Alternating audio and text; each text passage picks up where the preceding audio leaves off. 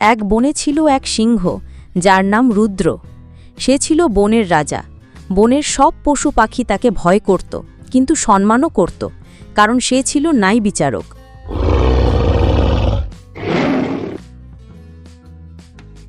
একদিন এক বুড়ো কাঠুরে, তার নাম গোপাল, সে প্রতিদিনের মতোই সেদিনও জঙ্গলে কাঠ কাটতে যাচ্ছিল।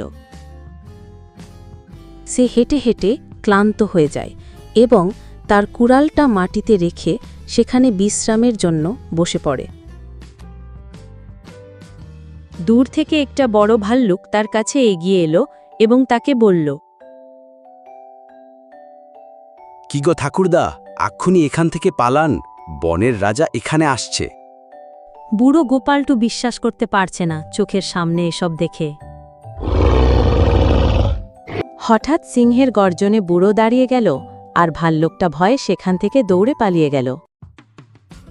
সিংহ তার ধীরে ধীরে গোপাল বুড়োর দিকে আগিয়ে গেল।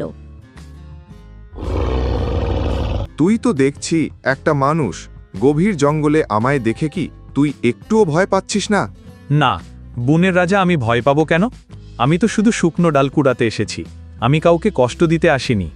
আমি তো সব সময় শিকার করে ভয় দেখিয়ে রাজত্ব চালাই, কিন্তু বৃদ্ধ লোকটি আমায় ভয় না পেয়ে আমাকে সম্মানের সহিত কথা বলছে। মনে হয় লোকটি ভালো মানুষ। ঠিক আছে বুড়ো, তুমি জঙ্গল থেকে শুকনো কাঠ কুড়িয়ে বাড়ি চলে যাও। বুড়ো গোপাল তখন কাঠ করিয়ে মাথায় বোঝাই করে ধীরে ধীরে বাড়ির বেঁকে চলে গেল। তারপর থেকে সিংহ আর কাউকে ভয় দেখাত না। পশু পাখিরা তাকে আরও ভালোবাসতে লাগল।